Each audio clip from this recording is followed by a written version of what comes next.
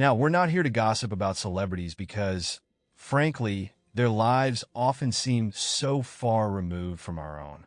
Yet, recently, a couple of high-profile cheating scandals have gone beyond the headlines and exposed just how devastating betrayal can be. There's the infamous story of a celebrity who cheated on his partner while she was carrying their child via surrogate, fathering another child in the process. Then there's the musician who made headlines for wanting to name his newborn after his affair. It's bizarre, heartbreaking, and frankly so human. These stories force us to confront a deeper conversation that we rarely have as a society: the trauma of being cheated on. In the world of fame, it might seem like people brush off infidelity, moving on quickly despite the public spectacle. It makes you wonder, are they numb to it, or is there a whole world of hurt we don't see behind closed doors? It's complicated, and it raises the age-old question: are humans even meant to be monogamous? When experts in biology, psychology, and sexuality are asked if monogamy is natural, most agree that it isn't, at least not in the way society often portrays it. Monogamy is surprisingly rare in the animal kingdom. Even in various human cultures across Africa, South America, and East Asia, practices like polyandry, polygyny, and polyamory have deep roots. The idea of being with just one person for a lifetime is more of a social construct than a biological imperative. And what we call monogamy today is often a series of exclusive relationships over a lifetime, not true lifelong monogamy. We're a species that has sex not just to reproduce, but for hundreds of other reasons, far beyond what most animals do. The drive for variety is embedded in our evolutionary makeup, pushing us toward multiple partners as a way to increase our chances of reproduction. Some researchers, like those studying the evolution of infidelity, argue that monogamy is a relatively new social experiment, only about 1,000 years old. That's not much compared to millions of years of evolutionary history. So, if monogamy isn't natural, why does it hurt so much when someone strays?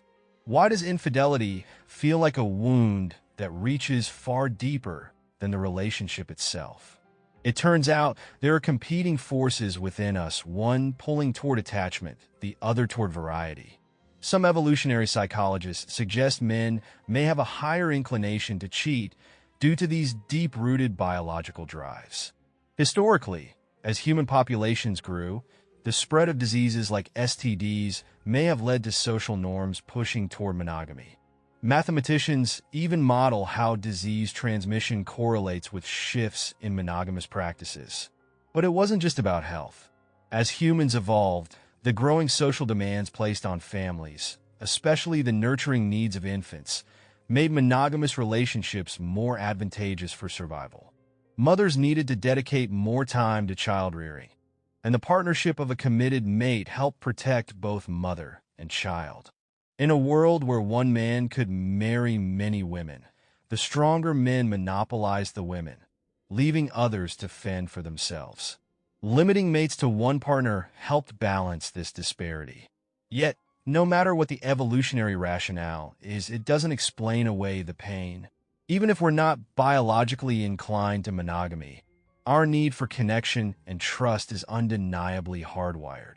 We form deep bonds with our caregivers from birth, relying on them for our very survival. As adults, romantic relationships often mirror that primal attachment. When a partner breaks that bond, it triggers an ache that feels akin to physical pain. It's not just the relationship that suffers. It's the sense of safety we once had in the world. When infidelity strikes, it's more than just a violation of a romantic agreement. It's a shattering of the trust we built since childhood, a disruption to the core belief that we're safe with the ones we love. The hurt seeps into every aspect of our lives, questioning not just the person who betrayed us, but our very selves. It's common for betrayed partners to experience nightmares, anxiety, and even flashbacks. The brain replays the betrayal, as if trying to rewrite the story in search of what could have been done differently. In the past, people were more open to polygamy because it was a known arrangement, The jealousy was still there, but the lack of deceit made it less traumatic. When everyone was aware of the boundaries, trust wasn't shattered because there wasn't a lie hiding beneath the surface. However, today's broken promises in a supposedly exclusive relationship can leave one feeling blindsided, questioning the foundation of everything they believed. And while cheating might be rooted in a biological urge, it's not the act itself that inflicts the deepest wound. It's the betrayal. When someone we trust chooses to hide their actions, it feels like the person we thought we knew doesn't exist at all. It's not just about broken promises. It's about broken perceptions of safety and belonging in the world. But there is a path forward, and it starts with embracing communication and transparency. Relationships can navigate desires and boundaries, testing what trust truly means, but only when both partners are willing to be open about their needs and wants. What remains clear is that no matter the relationship structure, whether monogamous or otherwise, trust, safety, and connection are indispensable. Without them, life feels like a constant threat. So when faced with these challenges, always lean into honest dialogue and work toward building trust. It's not an easy road, but it's the only way to navigate the complex terrain of human relationships.